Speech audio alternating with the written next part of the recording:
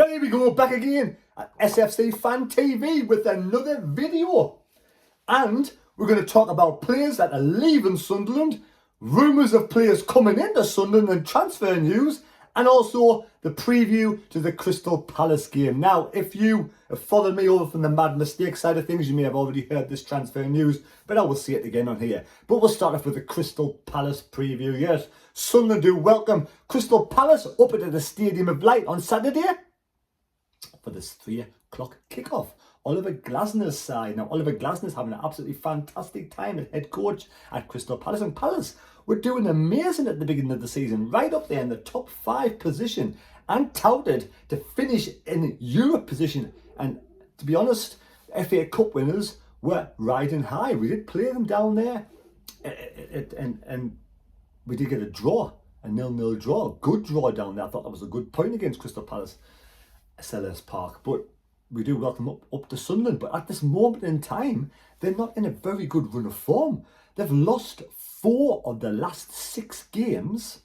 Yes, 4 of the last 6 games. They got knocked out against Macclesfield in the FA Cup 3rd round. Now, I still can't get my head around how Macclesfield have beaten a Premier League side.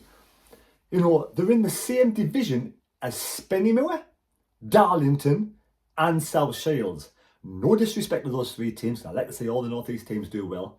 But that is some fall from grace. The FA Cup winners knocked out on an artificial pitch who were 14th in the Northern League. Wow. You've got to, respect where respect's due. Well done, Macclesfield. Absolutely amazing. I'm sure Crystal Palace fans will be absolutely livid at that result and be wanting a quick return and a quick bounce back this weekend against Sunderland. Unbeaten Sunderland at the Stadium of Light.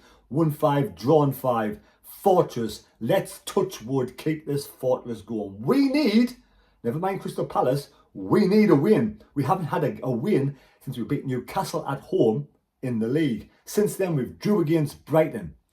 We've drawn against Spurs. We've drawn against Leeds. And we've lost against Brentford. We drew against Manchester City. And we've beaten Everton on penalties in the FA Cup. So we've had lots of players away. We've got players back. Siddiqui is now back, of course. Traore is back, but unfortunately, Traore is out for 4 weeks. So we will need somebody over on the right-hand side, and I'll explain my team news very shortly. And yeah, I welcome all the Crystal Palace fans up to the Stadium of Light. I hope I have the safe journey up and a safe journey home, but go away empty-handed. That's what we need. We need 3 points today. 3 points, tomorrow. We're in 10th place. Palace about 13th. They're about 2 points behind Sunderland. Sunderland are only 3 points off 5th. 5 points off the Champions League. So even though 10th seems a long way down, it's just so close in the Premier League right now. That's what I mean. Every little advantage counts. Home advantage definitely counts for Sunderland. Now, like I say, we're unbeaten at home, and I hope we can keep this unbeaten home record going. Mark Gahey, it's going to be tough to score against, Crystal Palace. They've also got Mateta up front, so he's a very dangerous striker. So we've got to be very careful. Hopefully, like Ballard already, will put him in their back pocket. So before we go on to the team news, Wolf Competitions is a sponsor of this channel, doing an absolutely remarkable job. Thank you so much for sponsoring SFC Fan TV. Now, if you want to have a look at Wolf Competitions, there's a link down below in the description. Pop over. You can win all sorts of prizes. You've got more chance of winning prizes at Wolf Competitions than going and doing the National Lottery. And that's the thing. End of the day, people have won £80,000. People have won all sorts of prizes from PlayStations to TVs to cash prizes at Wolf Competitions. You can spend as little as you want. I don't know, it's like some like a less than 50 pence, some of £1. Do what you want. Pop over, check it out if you fancy doing it. And end of the day, play safe. And yeah, back to the preview. Wolf Competitions, link down below in the description. Right. Transfer news. Yes, I know you're looking at this one. What about the Sunderland Echo this morning announcing we have to double two players, a striker and a central midfielder. Ruben Loftus-Cheek, 29-year-old central midfielder, started his career off at Chelsea, 103 games, scoring 7 goals, on loan at Palace and Fulham, then ended up at AC Milan, who dragged him off to Italy for probably a good whacking wage. 7 games 7 goals in 66 games. Now he's 29 years of old. He was sort of, put along the same sides as Michael Ballack in his early days, the German international midfielder. He's a good shielding player, good covering player, deep play making, good at deep play making and a calming possession. So he's a good player.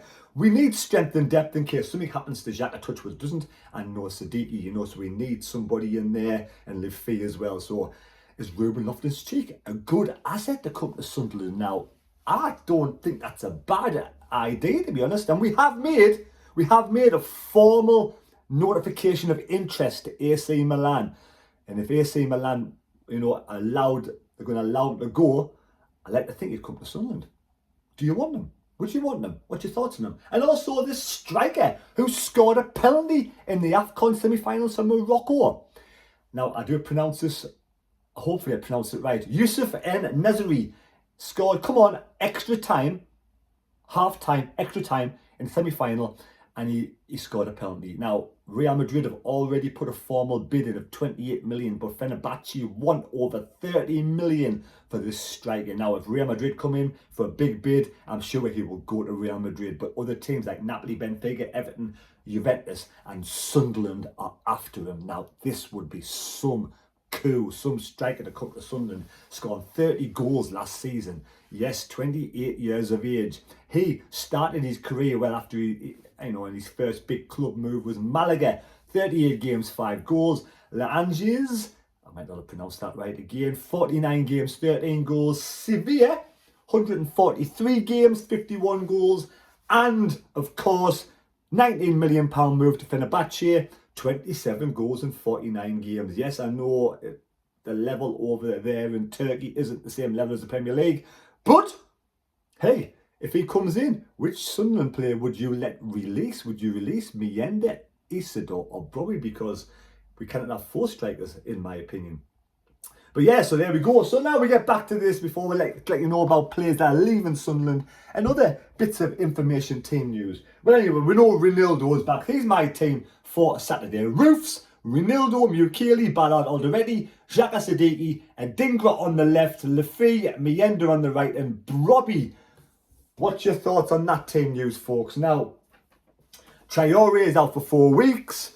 We've got Remain Mundle, who wants to remain at Sunderland, which is, for me, I'd like to keep him. I think he'd be good cover on the left-hand side, and he's getting better each game. Like I said in my other video, a lot of fans were saying, oh, he didn't play well against Everton. A lot of fans saying he played brilliant against Everton. So it's split decisions. Decisions split. It's a game of opinions. Your opinion and my opinion will always be different. May never be different, but it might be. So that's where you've got to sort of think, yeah, fair enough. Look at someone else's opinion.